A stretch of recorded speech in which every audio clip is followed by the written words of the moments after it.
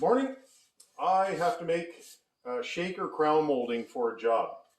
And it's a specific type. It's basically a flat with two bevels on each side. So it's similar to this right here. So I've been toying with this on how to get the dimensions where proportionally it looks right. And this is made of 1x4, and that gives you this shape. But what I've come to realize is the dimension here is very critical, because this right now looks kind of bulky the way it is. So I figured out, okay, at 3.5 inches of width, so let's say you're buying 1x4, that's 3.5 inches.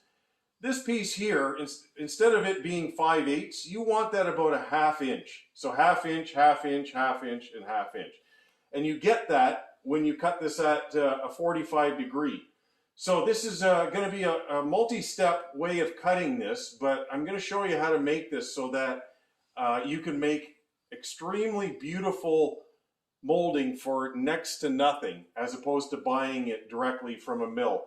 The advantage of doing it by yourself is you can make this in any species you want. You can plane up your boards to 3.5, 4.5, whatever dimension you want, but you can make it out of walnut, pine, poplar, birch, whatever you want, and that's the advantage of doing it yourself. You can make it whatever species that you want. The client I have, they're doing paint grade, so I've elected to make it out of poplar. I've got poplar in the shop here, so I just milled up a piece 4.5 inches wide. It's roughly 7/8 inch thick, but I'm going to show you how I cut this. Okay, so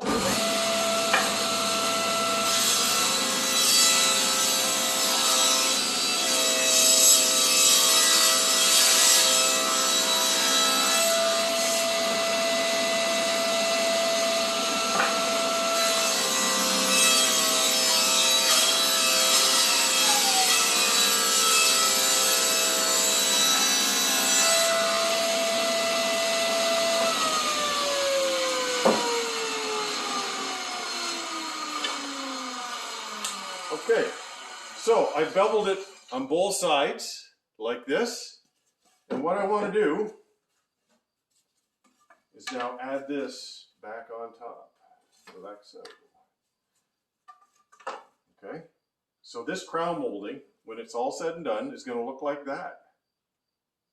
Two simple cuts to make a beautiful decorative molding. It's so simple. I'm just going to clamp that on with a couple of my clamps. You can actually nail it on too if you've got a 23 gauge nailer. However you want to do it, it really doesn't matter.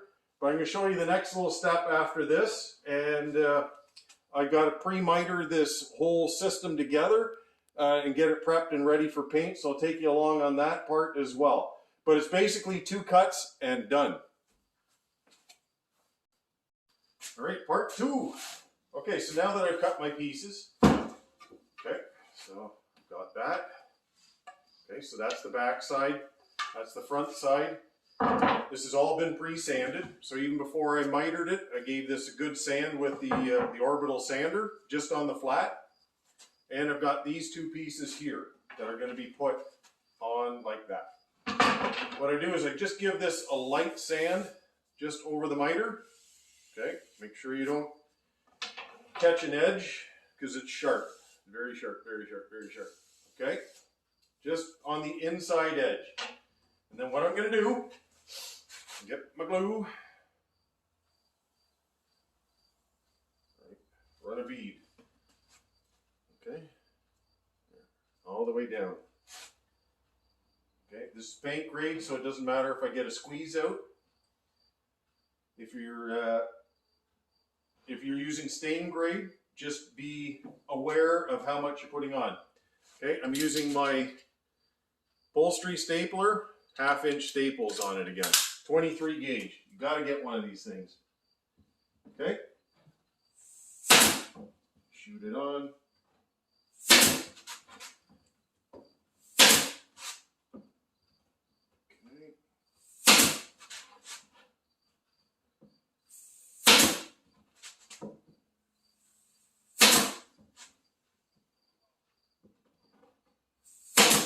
Here we go.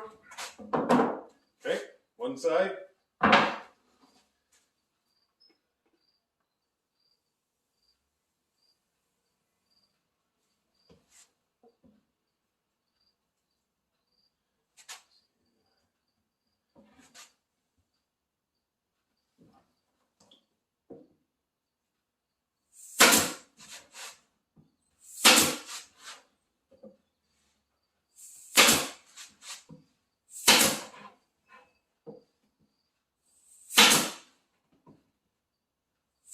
That's it.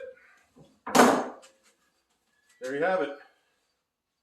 Beautiful shaker crown molding. So when that's up on the cabinet, it's going to be like that. Absolutely beautiful. Doesn't take long to do, and you can customize it to whatever size you want. So just bear in mind, the wider it is, the bigger you have to make these little pieces here. So 1/2 inch when I use 1x4 or 3.5 inch stock. Okay, so this was a 1x5, which is technically 4.5 inches. And then I make that 5/8 of an inch or 16 millimeters, whatever you want. But that will give you that. So like I said, if you go bigger, go bigger. Go smaller with that. Just visually, it gives a better look. Anyways, I'll do the other piece and I'm going to miter that and I'm going to show you how I assemble the miter.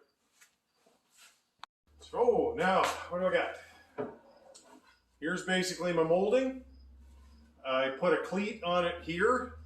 Basically clamp that on. It's very easy to do. You can nail that on if you want to, right through that face. You can put screws into here and screw it into there. You could also just clamp it, which is what I did. I put like maybe 3 or 4 clamps, one every 8-10 inches or something like that, just enough to hold it in place. So this is just going to be sitting on top of my cabinets, and I wanted about a 3-inch high rise on there. So this is about what I got right now. If I put that down, I have 3.25 inches in height for my molding. So that is my rise on that. It's the same as my run. The rise and the run of the molding is right there. So rise, run on the molding. So I'm going to be putting this together, and I'm going to show you again how I put moldings together. Okay, so I put a good amount of glue on this. Not worried about squeeze out. More worried about that.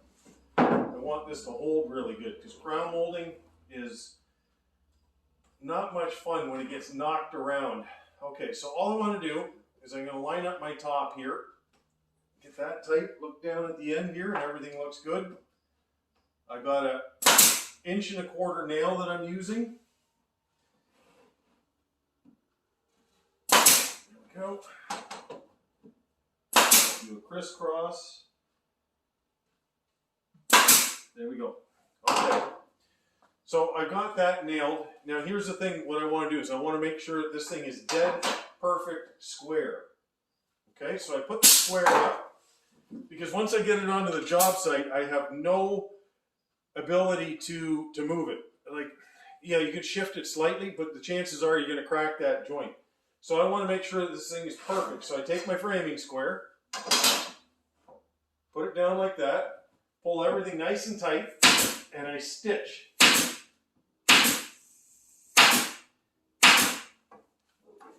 And again, on the back side,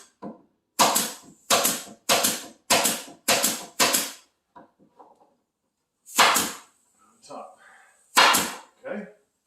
All right, so take a look at this for a second. Okay. Right there. You see that? Everything is nice and perfect square. And I've stitched on the back here. And what this is going to allow this knot to do is crack. So for this to open up here, you actually have to pull that one right out of that wood there. And the same thing with that. So if you stitch the back of this and stitch this, the chances of that coming apart, almost nil.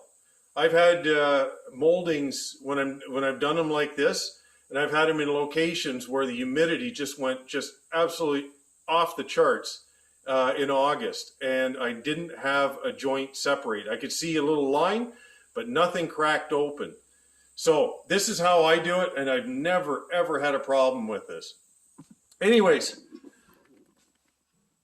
this is how I make custom shaker crown molding. Very easy to do. Now all I got left is just to prep this up, get it in the spray booth, and get some finish on it. Anyways, give it a try. It's easy to do, and it's fun to do when you get to do it, and the cost is hardly anything. Have a great day. Here we have it. It is complete. This is ready to be shipped out, but there you have custom crown molding that you can make at home in your shop just with a table saw. Very nice, elegant shaker crown molding.